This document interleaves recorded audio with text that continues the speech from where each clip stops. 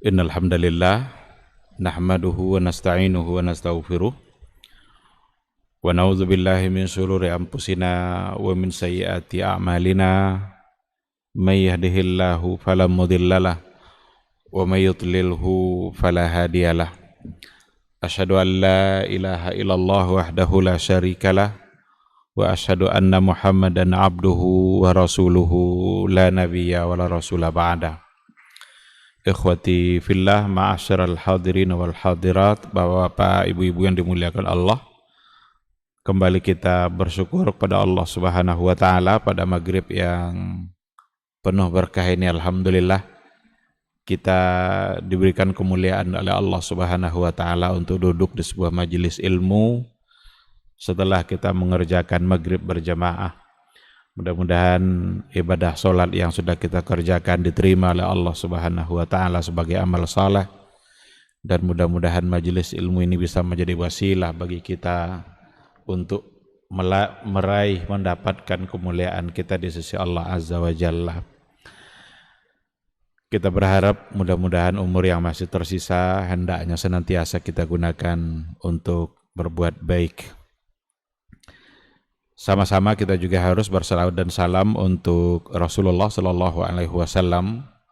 Allahumma shalli ala Muhammad wa ala ali Muhammad. Mudah-mudahan kita ini adalah umatnya yang senantiasa bangga untuk berada di atas sunnahnya, senantiasa berupaya untuk mendalami hukum, aturan, dan sunnah-sunnah yang telah beliau ajarkan, untuk kemudian kita berharap kita bisa istiqamah berada di atas sunnah itu.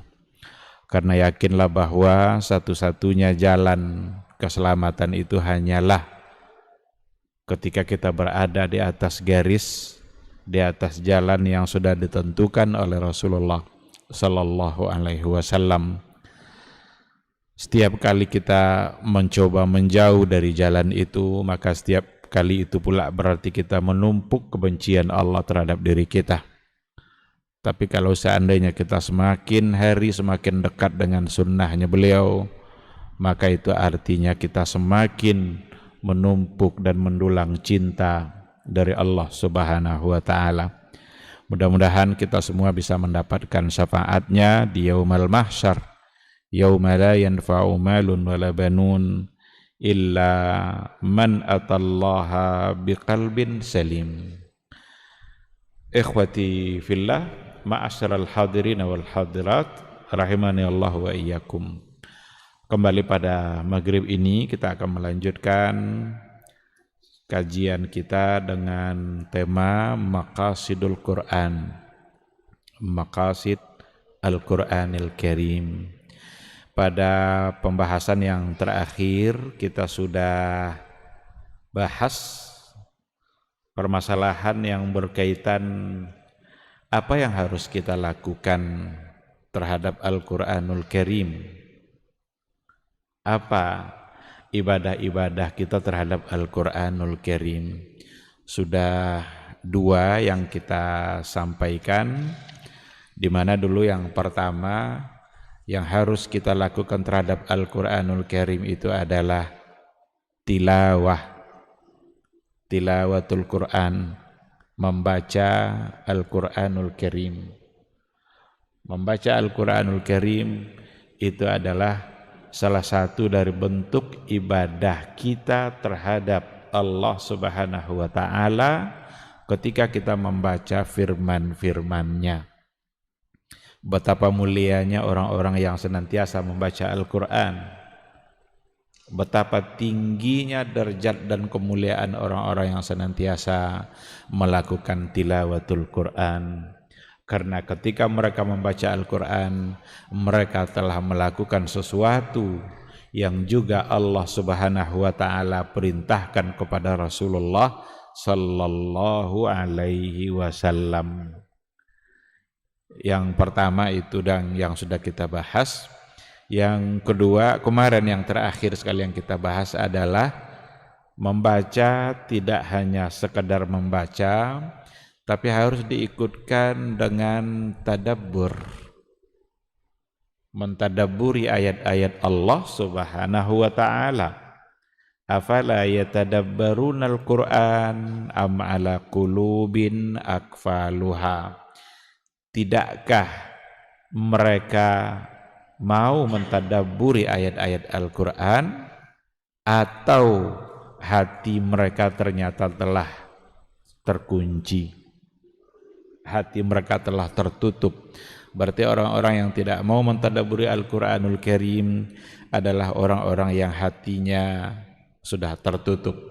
Oleh karena itu, hidupnya hati kita, hidupnya jiwa kita itu sesungguhnya adalah dengan melakukan tadabbur terhadap ayat-ayat Allah Subhanahu wa ta'ala. Jadi tadabbur itu hubungannya dengan hati. Hati yang gersang akan bisa dihidupkan dengan tilawatil Quran dan sekaligus dengan mentadabburi ayat-ayat Al-Quran. Tilawah itu sesuatu yang sangat baik untuk dilakukan dan akan lebih sempurna lagi kalau seandainya tilawah kita ikutkan dengan tadabbur ayat-ayat Al-Quranul Karim. Maka tidak jarang kita mendengarkan para imam-imam besar, imam di Masjidil Haram, imam di Masjid Nabawi, ketika mereka membaca ayat-ayat Allah, mereka bisa meneteskan air mata. Ketika mereka membaca firman-firman Allah dalam Al-Quranul Karim, mereka bisa menangis. Itu dikarenakan oleh penghayatan mereka terhadap apa yang mereka baca. Ketika yang dibacanya adalah ayat-ayat yang berhubungan dengan ancaman-ancaman Allah Subhanahu wa ta'ala, bagaimana hati kita bergetar, merasa takut dengan ancaman Allah yang namanya neraka itu. Untuk kemudian itulah yang akan membuat hati dan semangat kita ingin menjauhi semua bentuk maksiat yang sudah diharamkan oleh Allah Subhanahu wa ta'ala. Di sisi lain, ketika kita membaca ayat-ayat Allah yang berkaitan dengan surga dan janji-janji baik bagi pelaku amal saleh, di hati kita akan harus ada harapan semoga apa yang dijanjikan oleh Allah Subhanahu wa ta'ala itu bisa pula kita dapatkan, untuk kemudian kita bersemangat untuk mengerjakan berbagai macam bentuk amal saleh yang sudah diajarkan oleh Rasulullah sallallahu alaihi wasallam. Itulah fungsinya tadabbur. Itulah gunanya. Maka tadabbur akan menghidupkan hati. Tadabbur akan memberikan semangat yang luar biasa. Hati yang gersang itu bagaikan tanah tandus. Tanah tandus itu akan mekar dan subur kembali ketika disirami dengan air hujan. Air hujan yang diturunkan oleh Allah yang bisa membuat tanah menjadi subur, begitulah perumpamaan hati yang gersang yang akan bisa subur melalui pembacaan-pembacaan dan tadabbur ayat-ayat Al-Quranul Karim. Ikhwati fillah, itu dua hal yang merupakan ibadah kita terhadap Al-Quran dan mestilah kita lakukan karena Allah Subhanahu wa ta'ala. Jangan sekali-kali melakukannya bukan karena Allah. Karena kalau kita lakukan amal itu karena Allah, itu akan menjadi sia-sia.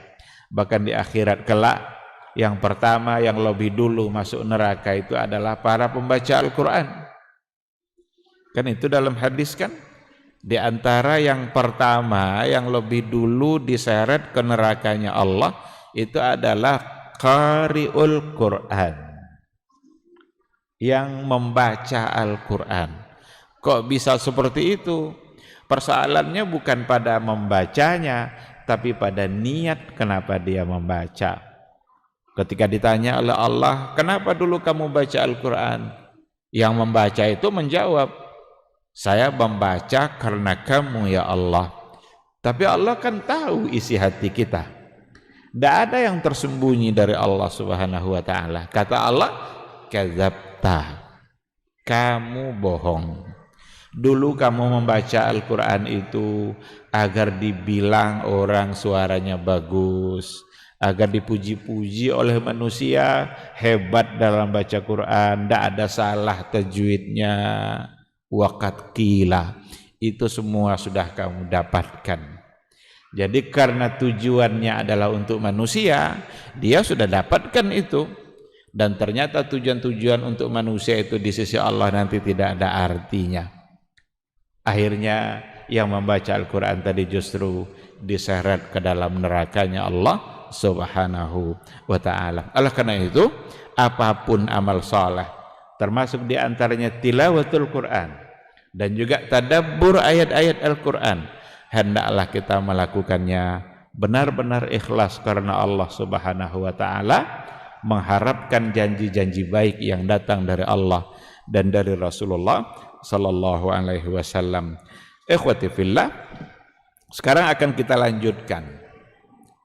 Apalagi yang harus kita lakukan terhadap Al-Qur'anul Karim selain dari dua yang tadi sudah kita sampaikan. Yang berikutnya yang juga harus kita lakukan terhadap Al-Quran itu adalah al-istima'u lil Qur'anil Karim, mendengarkan Al-Quran. Jadi kalau tadi tilawah, kita yang langsung membacanya. Kalau tadabbur, mencoba untuk menggali, memahami apa yang ada di dalam Al-Quran yang akan bisa menghidupkan iman dan jiwa kita. Kalau yang ketiga ini, yang berikut ini adalah al-istima'u lil Qur'anil Karim, mendengarkan Al-Quran. Kalau mendengarkan berarti orang yang membaca, kita mendengarkan. Mendengarkan Al-Quranul Karim itu salah satu dari bentuk ibadah yang juga dianjurkan, oleh Rasulullah sallallahu alaihi wasallam.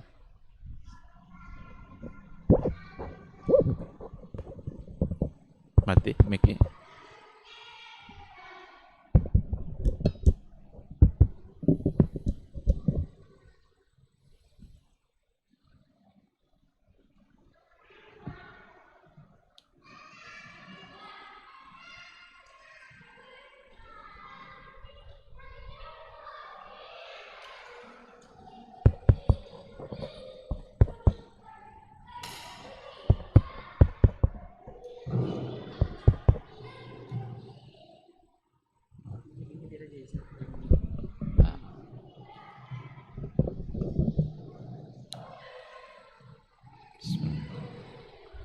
Baik, kita lanjutkan. Jadi al-istima' itu artinya adalah mendengar. Mendengarkan Al-Quranul Karim itu salah satu dari bentuk ibadah yang lain kita terhadap Al-Quran, yang sama dianjurkannya sebagaimana kita dianjurkannya juga untuk membaca. Dari mana itu bisa dipahami? Ternyata kalau kita lihat hadis-hadis Rasulullah sallallahu alaihi wasallam, dan bahkan itu juga nanti akan didasarkan kepada ayat-ayat Al-Quran itu sendiri, di mana dikatakan Rasulullah sallallahu alaihi wasallam dalam banyak kesempatan beliau itu ingin mendengarkan firman-firman Allah, ingin dia mendengarkan pula ayat-ayat Allah itu melalui bacaan sahabat-sahabatnya. Itu berdasarkan kepada riwayat. Pernah Rasulullah sallallahu alaihi wasallam bilang kepada Ibnu Mas'ud, kata Rasul kepada Ibnu Mas'ud, "Wahai Ibnu Mas'ud, tolong kamu bacakan kepada saya ayat-ayat Allah." Kalau tolong dibacakan berarti Rasul ingin mendengar. Lalu kata Ibnu Mas'ud, "Aqra'u 'alaika wa 'alaika unzil?" Apakah saya harus membacakan kepada engkau sementara Al-Quran itu sendiri diturunkan kepada kamu? Jadi tidak langsung dibaca sama Ibnu Mas'ud. Ibnu Mas'ud ini kan salah satu dari sahabat yang memang bacaan Qur'annya adalah bagus. Maka Rasulullah sallallahu alaihi wasallam ingin mendengarkannya. Apakah saya harus perdengarkan kepada kamu sementara Quran itu sendiri diturunkan kepada engkau? Apa kata Rasul? Qala inni astahi an asma'ahu min ghairi. Kata Rasul, ingin pula rasanya saya mendengarkan ayat-ayat Allah itu dibaca oleh orang selain saya. Ini istima', ini mendengar. Qala, berkata Ibnu Mas'ud, faqara'tu an-nisa, maka saya membaca surat An-Nisa. Dibacalah oleh Ibnu Mas'ud itu surat An-Nisa hatta iza balagat, sampai pada ayat yang ke-41, fa kaifa idza ji'na min kulli ummatin bi syahidin wa ji'na bika ala haula'i syahida. Maka bagaimana ketika kami mendatangkan dari setiap umat itu seorang saksi, wa ji'na bika ala haula'i syahida, dan kami datangkan engkau wahai Muhammad untuk menjadi saksi bagi semua umat yang ada di hari itu. Ini An-Nisa ayat 41. Kata Ibnu Mas'ud, ketika saya sampai pada ayat yang ke-41 itu, Rasul bilang, kuf au amsik, cukup sampai di situ saja, kata Rasul kepada Ibnu Mas'ud. Lalu kata beliau, fara'aitu ainaihi tazrafan, saya melihat ketika itu mata Rasulullah SAW berkaca-kaca. Itu kan bahasa untuk menandakan bahwa Rasulullah SAW menangis mendengarkan ayat sampai pada ayat yang ke-41 tadi. Karena ayat yang ke-41 itu yang menyatakan bahwa Rasul itu nanti di akhirat akan didatangkan sebagai saksi untuk semua umat.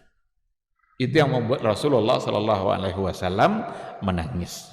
Jadi riwayat ini persoalan yang ada di sini adalah istima', mendengarkan Al-Quran.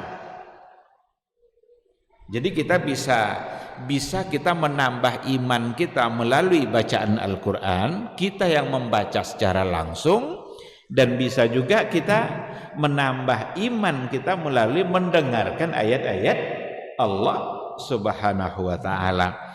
Dalam satu riwayat dikatakan Aisyah Ummul Mukminin satu ketika setelah sholat Isya, dia diam-diam mendengarkan satu bacaan di dalam Masjid Nabawi. Nabi sampai di rumah, tidak ada Aisyah ketika itu di rumah. Lalu Aisyah datang, Rasul bilang, faqala aina kunti, di mana kamu tadi? Kok tidak ada di rumah saya temukan? Qultu, kata Aisyah, kuntu astami'u qira'ata rajulin min ashabik. Tadi saya diam-diam mendengarkan bacaan salah seorang dari sahabat engkau wahai Rasulullah, lam asma' qablu qira'atahu wa sautahu min ahadin. Saya belum pernah mendengarkan bacaan seperti itu dengan suara seperti itu dari seorang pun. Qalat, lalu Aisyah berkata, faqama wa qumtu ma'ahu. Rasul ketika itu berdiri, pergi mendengarkan juga ayat itu. Wa qumtu ma'ahu, dan saya ikut pula bersama Rasul, kata Aisyah. Hatta stama'a lahu, sampai akhirnya Rasul berhasil mendengarkan apa yang tadi didengarkan oleh Aisyah Ummul Mukminin. Tsummal tafata ilaiha, kemudian Rasul menoleh kepada Aisyah, faqala, lalu ia berkata, Rasul berkata, apa kata Rasul? Hadza Salim maula Abi Hudzaifah. Yang membaca tadi itu adalah Salim maula Abi Hudzaifah, seorang budak yang pernah dimerdekakan oleh Abu Hudzaifah. Jadi dia dimerdekakan oleh Abu Hudzaifah. Alhamdulillahilladzi ja'ala fi ummati mithla hadza. Segala puji bagi Allah yang telah menjadikan pada umatku orang yang seperti ini. Itu ucapan Rasulullah sallallahu alaihi wasallam. Jadi dari dua riwayat itu kita bisa ambil satu kesimpulan bahwa ternyata Rasulullah Shallallahu Alaihi Wasallam sendiri orang yang memang Al-Quran itu diturunkan kepadanya, tetapi dia melakukan sesuatu yang lain, yaitu mendengarkan bacaan Al-Quran yang dibaca oleh orang lain. Satu di antara sahabat-sahabat yang pernah membacakan kepada Rasul itu adalah Ibnu Mas'ud. Ada lagi dalam satu riwayat dikatakan Rasulullah Shallallahu Alaihi Wasallam mendengarkan Abu Musa al-Ash'ari. Ada salah seorang sahabat namanya Abu Musa al-Ash'ari yang juga membaca Al-Quranul Karim, wa huwa yaqra'ul Qur'ana bi sautihil jamil. Abu Musa al-Ash'ari ini membaca ayat Al-Quran dengan suaranya yang sangat indah. Faqala, lalu Rasul berkata, karena Rasul mendengarkan bacaan Abu Musa al-Ash'ari ini, Rasul berkata, laqad utiya hadza mizmaran min mazamiri ali Daud. Sungguh telah diberikan kepada orang ini, maksudnya adalah Abu Musa al-Ash'ari, mizmaran min mazamiri ali Daud, suara yang indah bagaikan indahnya seruling Abi Daud. Jadi Nabi Daud kan adalah nabi yang juga sangat terkenal indahnya suaranya. Jadi apa yang dilantunkan oleh Abu Musa al-Ash'ari dengan suaranya yang indah itu merdunya bagaikan merdunya suara keluarga Daud. Ikhwati fillah, kita sudah lihat tadi ada Rasul Shallallahu Alaihi Wasallam yang mendengarkan langsung, ada Aisyah yang juga mendengarkan, dan ada Abu Musa yang membaca ayat Al-Quran yang didengarkan oleh Rasulullah Shallallahu Alaihi Wasallam. Riwayat itu semua menyimpulkan dan memberikan satu kepastian kepada kita bahwa mendengarkan Al-Quranul Karim itu sesungguhnya salah satu dari bentuk ibadah kita terhadap Al-Quranul Karim. Kan kadang-kadang kan kita capek untuk membaca langsung. Udah lama kita baca, pada akhirnya mungkin kita akan capek untuk saat itu. Lalu boleh kita ganti. Kita berikan variasi ibadah kita terhadap Al-Quranul Karim. Selain kita membaca langsung, maka kita juga bisa mendengarkan. Sama dengan murajaah Al-Quranul Karim, kalau seandainya kita memiliki ada hafalan-hafalan dari ayat-ayat Al-Quranul Karim, mungkin kita akan memurajaahnya dengan membaca secara langsung. Tetapi ada cara lain yang juga tidak kalah nilai ibadahnya, yaitu ketika kita mendengarkan dari orang lain yang membacanya. Kalau disebut mendengar itu pasti dari orang secara langsung. Tetapi kita hari ini sudah terlalu banyak sarana-sarana yang bisa kita gunakan untuk mendengarkan ayat-ayat Allah Subhanahu wa Ta'ala. Itu mungkin melalui kaset-kaset yang ada, atau melalui aplikasi-aplikasi yang ada yang bisa disimpan di dalam HP kita. Kan ada itu pilihan-pilihan, bahkan kita bisa memilih imam masjid haram yang mana yang mau kita ingin dengarkan suaranya. Itu ada aplikasinya. Suara imam masjid yang mana yang ingin kita dengarkan, itu ada aplikasi, kita tinggal pilih saja. Sampai-sampai muncul pula pembahasan apakah HP atau kaset itu sama dengan mushaf. Kan sampai-sampai ada pembahasan seperti itu. Umpamanya ada kaset yang di situ ada ayat-ayat Al-Quranul Karim, atau ada HP yang kita punya yang isinya adalah Al-Quranul Karim, aplikasi Al-Quran yang kita bisa buka. Apakah itu sama dengan mushaf? Boleh tidak kita bawa ke dalam kamar kecil HP yang di dalamnya ada aplikasi ayat-ayat Al-Quran yang bisa kita buka? Ternyata memang apa yang disampaikan oleh para ulama-ulama kontemporer itu memang tidak akan bisa disamakan dengan mushaf. Tak akan bisa disamakan dengan mushaf, karena itu sesuatu yang sifatnya abstrak. Dia tidak akan muncul di HP kita kalau kita tidak membuka aplikasinya. Kalau sudah dibuka itu barulah dia muncul. Kalau tidak, seolah-olah di situ tidak ada Al-Qur'an. Oleh karena itu tidak mengapa kalau seandainya itu kita bawa ke kamar kecil. Karena kalau tidak dibawa, mau tinggal di luar, jangankan ditinggalkan di luar, di dalam tas saja bisa diambil oleh orang. Tapi kalau mushaf yang ada, lembaran-lembaran yang di situ ada ayat-ayat Allah, firman-firman Allah, itu terlarang bagi kita untuk membawanya. Begitulah mulianya sesuatu itu dengan adanya Al-Qur'anul Karim. Jadi kertas ini kalau kosong dia tidak ada nilainya. Kita injak-injak pun tidak apa-apa kalau dia kosong.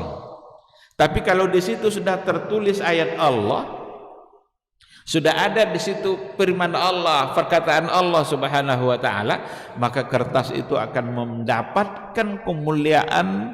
Pada kertas itu ada kemuliaan. Jadi benda mati aja bisa mulia oleh Al-Qur'an. Apalagi kita sebagai hamba Allah Subhanahu wa taala. Nah, oleh karena itu kalau seandainya ingin kita mendapatkan kemuliaan, maka tidak ada cara lain selain daripada Al-Qur'an. Ambillah kemuliaan itu dari Al-Qur'anul Karim. Bacalah, tadabburilah, simaklah, dengarlah.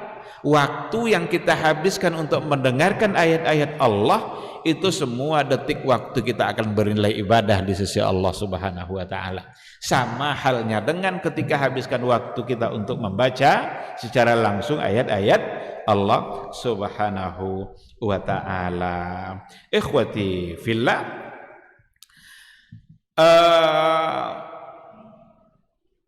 kan ada Al-Qur'anul Karim. Kalau kita coba lihat ayat-ayat Al-Qur'anul Karim, di antaranya adalah ayat-ayat yang menceritakan bagaimana mendengarkan ayat-ayat Allah itu bisa menambah iman. Wa idza tuliyat alaihim ayatuna zadathum imana. Kan innamal mu'minuna alladzina idza dzukirallahu wajilat qulubuhum. Orang-orang beriman yang sesungguhnya itu adalah idza dzukirallah, apabila disebut nama Allah, apabila disebut Allah, wajilat qulubuhum, bergetar hatinya, tergugah hatinya.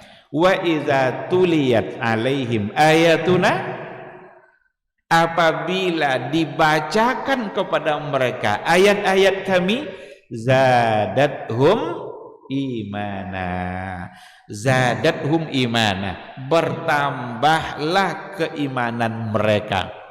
Ketika dikatakan tuliyat alaihim ayatuna, dibacakan kepada mereka. Kalau dibacakan berarti apa di sini nih? Berarti mendengarkan ayat-ayat Allah yang dibaca.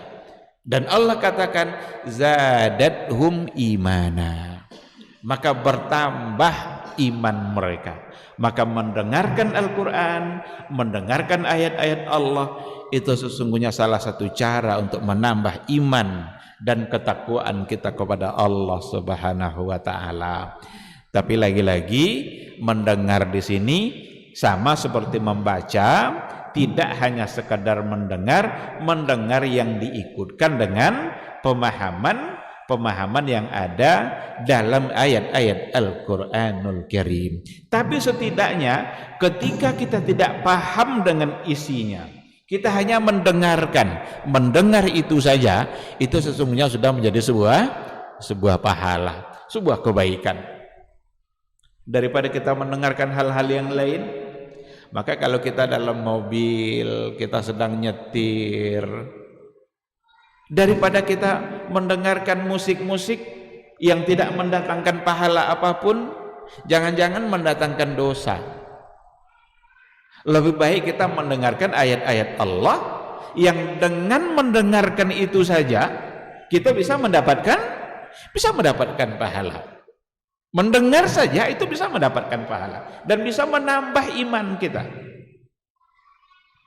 Begitulah kemuliaan yang akan kita dapat melalui Al-Quranul Karim. Baik, ikhwati fillah, itulah dulu sebabnya orang-orang yang orang-orang jahiliyah dulu menghalang-halangi orang-orang Quraisy itu agar tidak sering-sering mendengarkan ayat Al-Quran itu dibaca oleh Nabi. Karena dengan sering mendengarkan itu bisa membuat mereka mendapatkan hidayah. Itu di dalam Al-Quran kan diceritakan seperti itu, seperti yang terdapat di dalam surat Fussilat. Di surat Fussilat itu, wa qala alladzina kafaru la tasma'u li hadzal Qur'an. Orang-orang kafir itu berkata, apa kata mereka? La tasma'u li hadzal Qur'an. Jangan kalian dengarkan Al-Qur'an ini. La tasma'u, jangan kalian dengar. Jadi dihalang-halangi oleh petinggi-petinggi Quraisy itu agar masyarakat yang belum beriman itu tidak mendengarkan ayat yang dibaca oleh Nabi. Wal fihi, buatlah sesuatu yang membuat mereka menjadi lalai dari Al-Quran itu. La'allakum taghlibun, mudah-mudahan kalian bisa mengalahkan mereka. Jadi mereka selalu berupaya untuk agar mereka tidak mendengarkan Al-Quran dan dibuat hal-hal yang membuat mereka lalai dari Al-Quran.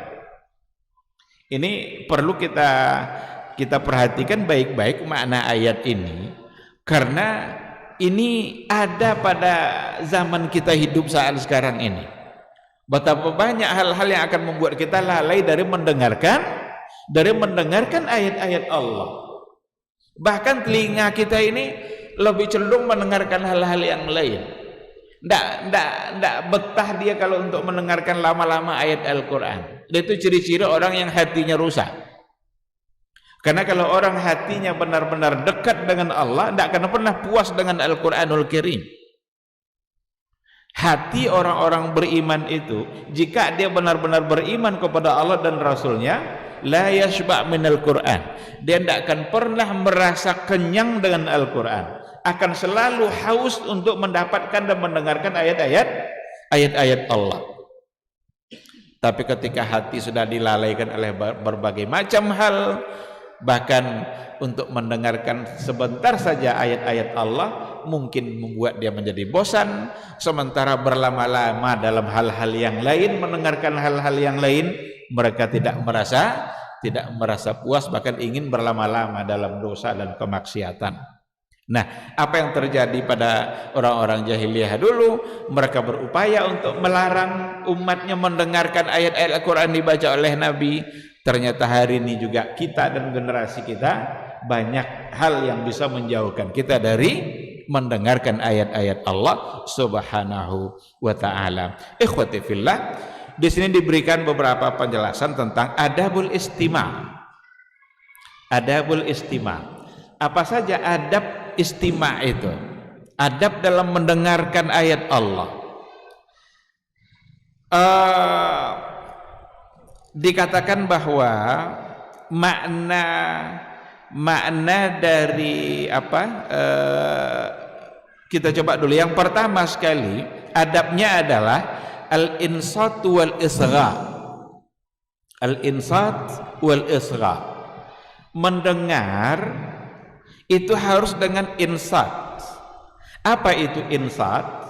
Insat itu as-sukutu ma'al istima'. As-sukut ma'al istima'. Diam, fokus dan serius dalam mendengarkan. Jadi bukan diperdengarkan Al-Quran itu sebagai dia mungkin mengerjakan hal-hal yang lain, tetapi dia juga memutar suara Al-Quran, sehingga dia tidak fokus. Ini kurang adabnya dalam istima'. Karena istima' yang akan membuahkan itu, istima' yang akan membuat iman kita bisa bertambah, Istima' yang akan benar-benar menjadi ibadah bagi kita itu adalah ketika kita diam dan fokus dalam mendengarkannya. Nah, berdasarkan kepada firman Allah Subhanahu wa taala, wa idza quri'al Qur'anu fastami'u lahu wa ansitu la'allakum turhamun. Apabila dibacakan Al-Qur'anul Karim, fastami'u lahu, maka dengarkanlah, wa ansitu. Ansitu itu diam, fokus dalam mendengarkannya. La'allakum turhamun. Mudah-mudahan kalian mendapatkan rahmat dan kasih sayang dari Allah Subhanahu wa taala.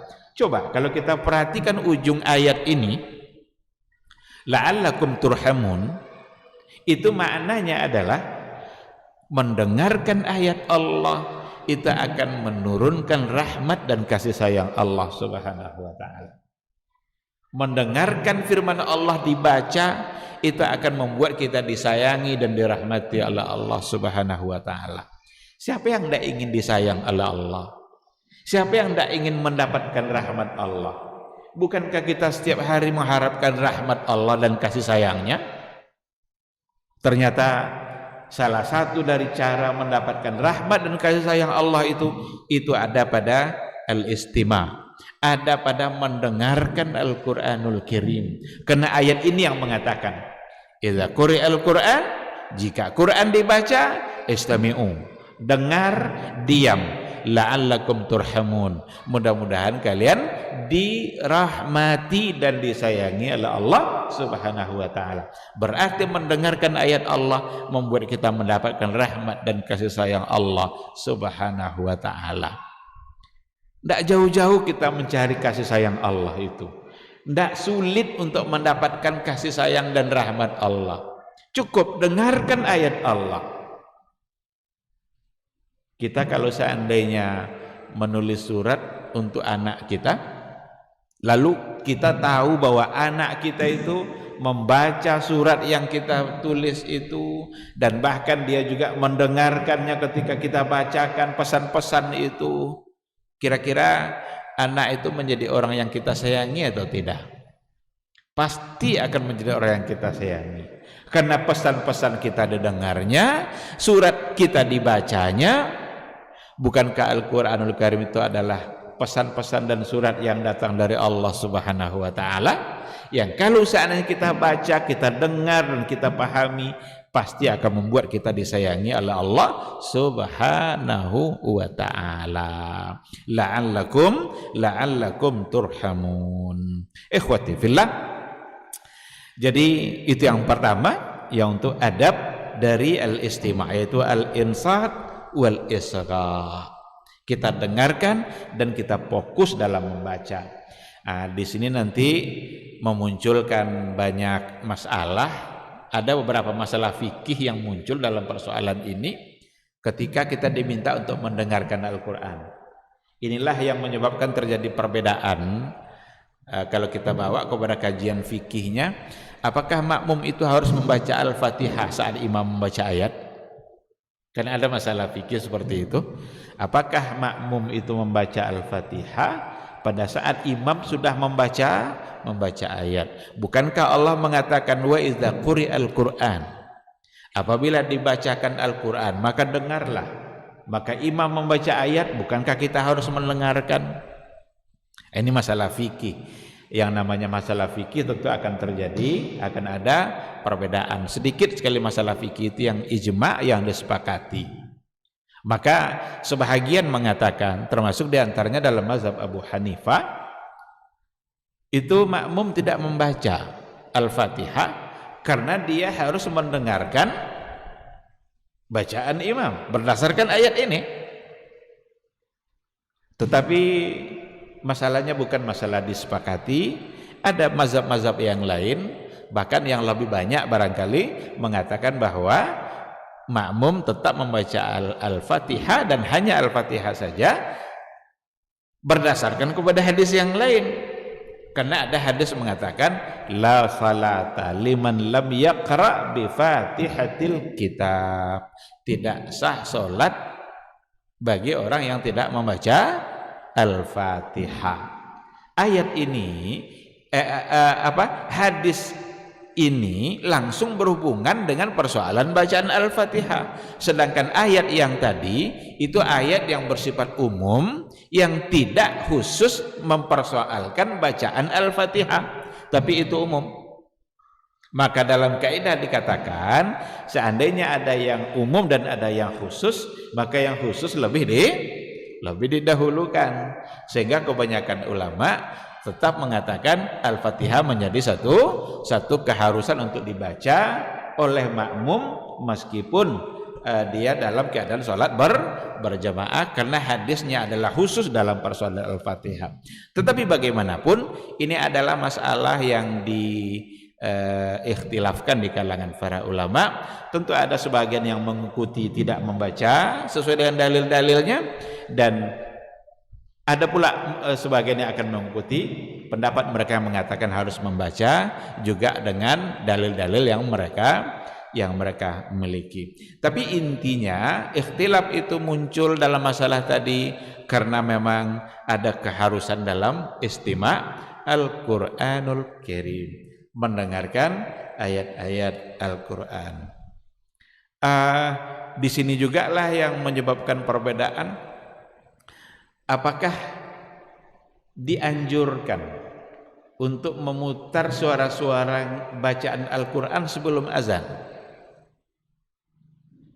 Kan sekian menit sebelum azan diputar suara Al-Quran. Sebahagian memandang tidak mesti dilakukan. Kenapa demikian?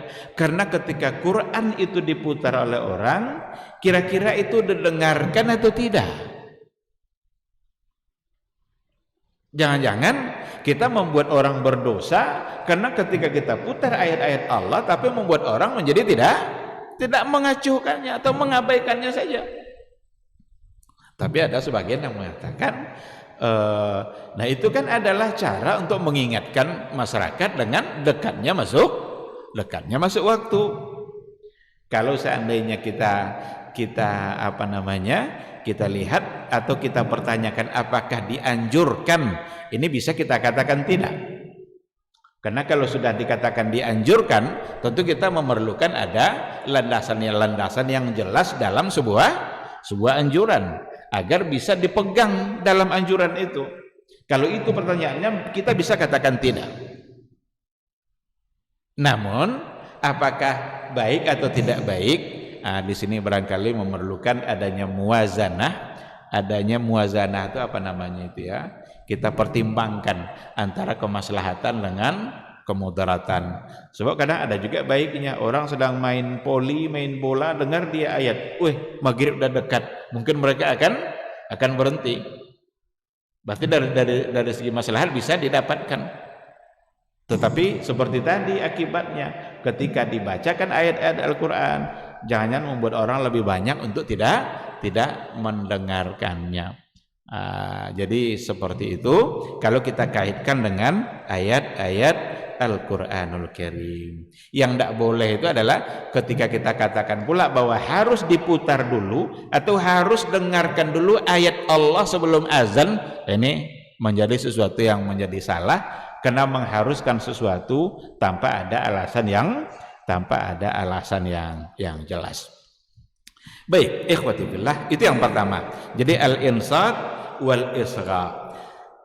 Yang kedua, yang adabul istima' itu berlaku pada istima' hal-hal yang berlaku juga pada tadabbur. Jadi istima' tadi itu perlu juga adanya tadabbur, ta'assur dan tajawub. Jadi istima' itu sebagaimana tilawah yang memerlukan adanya tadabbur, maka istima' juga dianjurkan diikutkan dengan tadabbur. Jadi kita dengar ayat Allah, lalu kita mengambil dan mencoba untuk mentadabburi apa yang didengar. Wa ta'assur. Ta'assur itu apa namanya itu? Berpengaruh mendengar itu ke dia. Ada pengaruhnya. Wa tajawub, ada respon.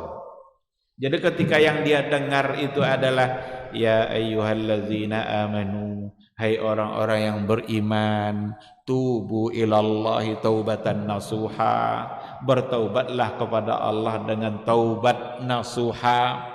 Dia tidak baca nih, tapi dia dengar.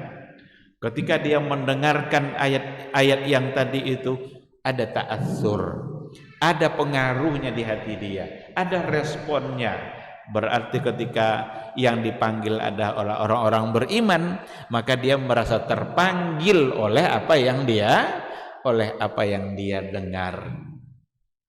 Kan ketika kita bicara tadabbur pada pertemuan yang sebelumnya, kita katakan bahwa pada saat ayat-ayat Allah itu dibacakan atau disampaikan atau kita baca sendiri, jangan kita menganggap ayat itu untuk orang lain. Jangan dianggap itu untuk orang lain. Bisa terjadi seperti itu. Kita mendengarkan ceramah umpamanya, ada ustadz yang berceramah, dibacanya satu ayat. Ayat itu berkaitan dengan persoalan ghibah umpamanya. Wala yaktab ba'dukum ba'dha, janganlah kalian saling menghibah. Kadang di hati kita ngomong, ini ustadz ini nyinggung si fulan nih. Ini ustadz ini yang dimaksudnya adalah orang ini nih. Enggak. Jangan larikan ke orang. Tapi setiap kali kita membaca, mendengarkan ayat-ayat Allah, kita harus membawa ayat itu kepada diri kita, bahwa kitalah yang diminta oleh Allah melalui ayat itu. Maka membaca ayat-ayat Allah, mendengarkan ayat-ayat Allah, itu sesungguhnya kita sedang berkomunikasi, kita sedang berbicara langsung dengan Allah Subhanahu wa ta'ala, tapi melalui firman-firmannya yang ada. Ya ayyuhallazina amanu ittaqullaha haqqa tuqatih. Hai orang-orang yang beriman, bertakwalah kepada Allah. Ini yang dipanggilnya orang beriman nih. Apa isi panggilannya? Bertakwa. Berarti ada orang beriman yang tidak bertakwa. Ada orang beriman tapi kadar imannya bisa menurun. Karena iman itu sifatnya fluktuatif, kadang tinggi, kadang rendah. Maka diajak oleh Allah melalui ayat ini. Ya ayyuhallazina amanu, hai orang-orang beriman, ittaqullaha haqqa tuqatih. Bertakwalah kepada Allah dengan sebenar-benar takwa. Ketika kita dengarkan ayat ini dibaca, yang harus ada di hati kita adalah kita bertanya, apakah saya sebagai orang beriman sudah memberikan ketakwaan yang sebenarnya kepada Allah atau belum? Jadi kita yang merasa bahwa kita ini dipanggil langsung oleh Allah melalui ayat yang tadi didengarkan. Nah, oleh karena itu adab yang kedua, at-tadabbur wa ta'assur wa tajawub. Kita harus ada respon, kita harus bisa mendapatkan pengaruh dari apa yang kita dengar, dan melalui pendengaran ayat-ayat itu juga kita bisa mentadabburi ayat-ayat Allah Subhanahu wa ta'ala. Azan. Baik, karena azan waktu Isya sudah masuk, kita jawab dulu suara azan.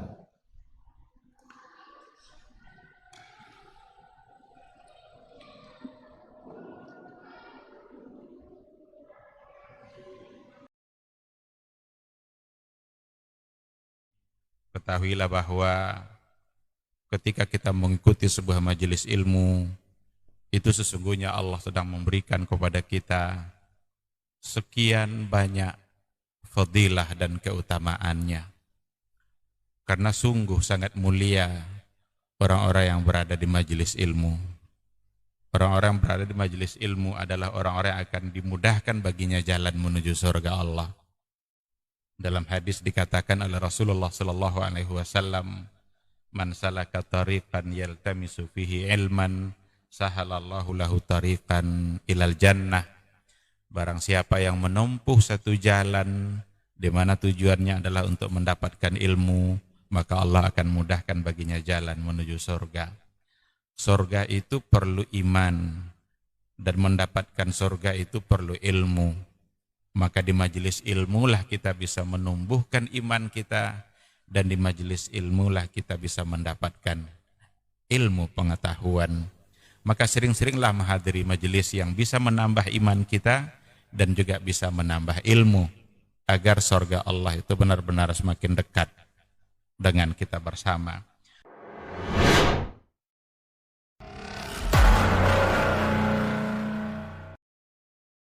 Majtama'a qaumun fi baitin min buyutillah yatluna kitaballah wa yatadarasunahu fima bainahum illa nazalat alaihimus sakinah wa ghasyiyatuhumur rahmah wa haffat bihimul malaikah wa dzakarahumullahu fiman indah. Tidaklah suatu kaum duduk di salah satu rumah Allah membaca ayat-ayat Allah dan sama-sama mempelajarinya, kecuali turun kepada mereka as-sakinah, ketentraman dan kenyamanan. Wa ghasyiyatuhumur rahmah, dan mereka diliputi pula oleh rahmat, kasih sayang dari Allah Subhanahu wa taala. Wa haffat bihimul malaikah, dan mereka pun dikelilingi oleh para malaikat, karena malaikat suka majelis-majelis zikir dan ilmu. Wa dzakarahumullahu fiman indah, dan Allah akan banggakan sebut-sebut mereka di kalangan malaikat-malaikat yang ada di sisinya, di masyarakat atas. Mudah-mudahan kita termasuk yang sering disebut-sebut di sisi Allah, di kalangan para malaikat, dan di akhir majelis ini mudah-mudahan kita pula mendapatkan seperti yang tersebut dalam hadis qudsi, qumu maghfuran lakum, silahkan berangkat meninggalkan majelis ini dalam keadaan diampuni dosa-dosa kalian.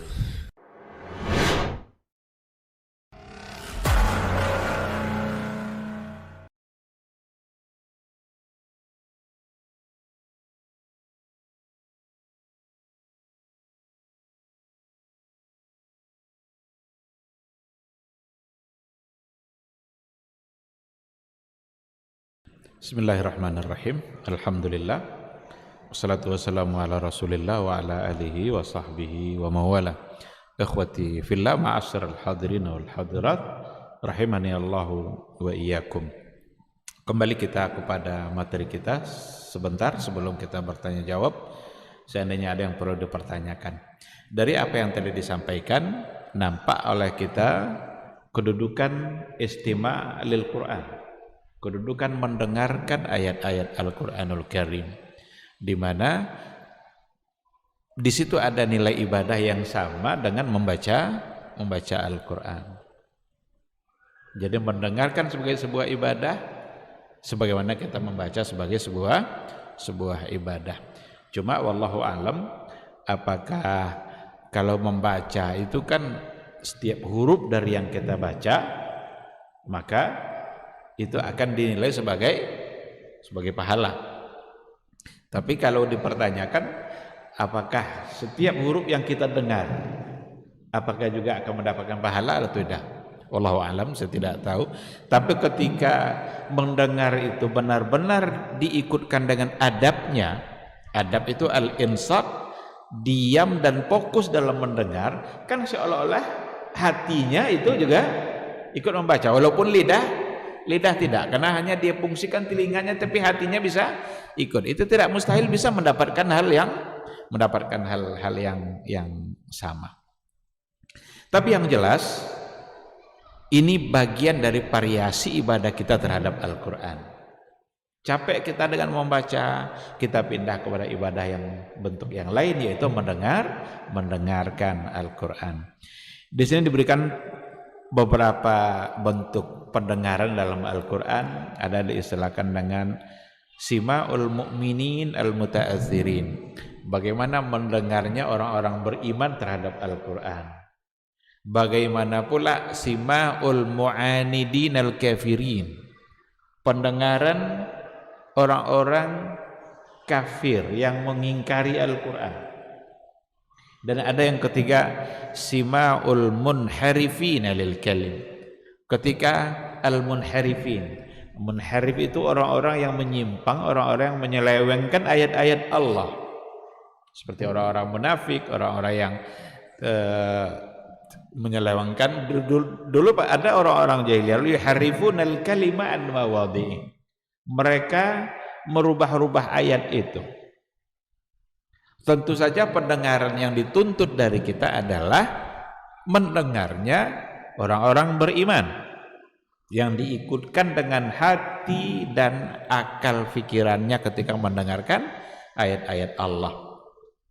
Adapun cara mendengarnya orang-orang yang ingin mendurhakai Allah atau orang-orang yang menyelewengkan ayat-ayat Allah, ini akan berbuah hal yang tidak baik, karena bahkan mereka melalui pendengarannya itu mencari celah-celah mana yang bisa diselewengkan isi-isi dari Al-Quranul Karim.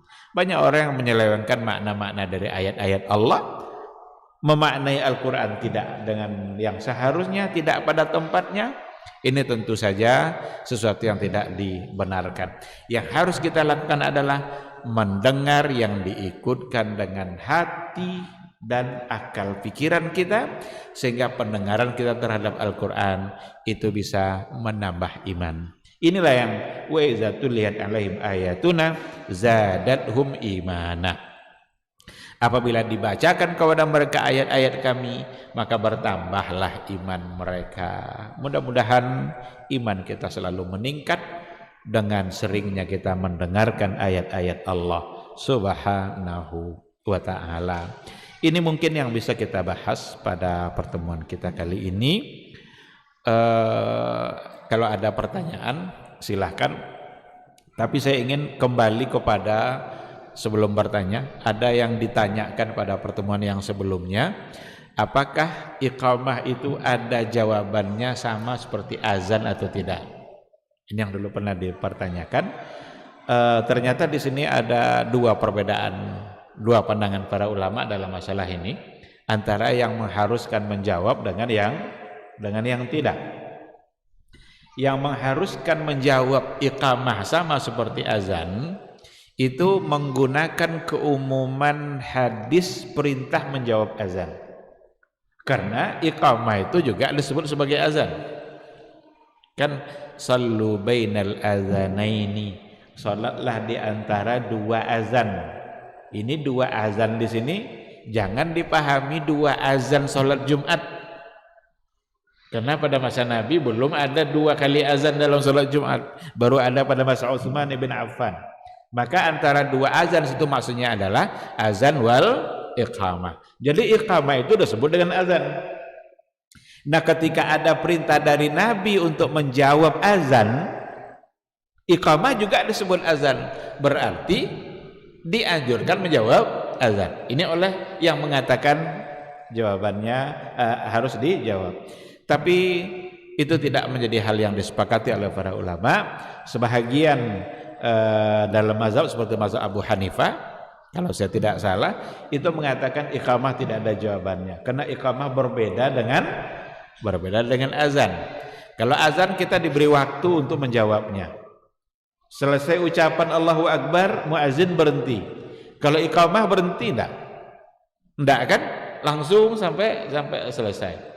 Sehingga berbeda antara iqamah dengan azan. Maka oleh pendapat yang kedua, iqamah tidak dijawab, dan ini yang dikuatkan oleh Syekh Al-Utsaimin, Syekh bin Shalih Al-Utsaimin, dengan tidak ada jawaban pada azan. Meskipun masyayikh yang lain itu ada yang menguatkan harus dijawab sama seperti azan. Itu melengkapi jawaban yang dulu pernah dipertanyakan pada pertemuan yang sebelumnya. Baik, kalau ada satu atau dua pertanyaan sebelum kita sholat, silakan. Tidak ada?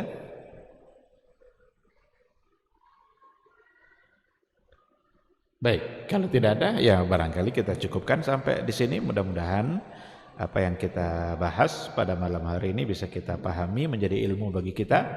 Kita berharap semoga kita tetap istiqamah dan diberikan semangat ibadah oleh Allah sampai akhir hayat nanti. Amin amin ya rabbal alamin. Subhanakallahumma wa bihamdika asyhadu an la ilaha illa anta astaghfiruka wa atubu ilaik. Wassalamualaikum warahmatullahi wabarakatuh.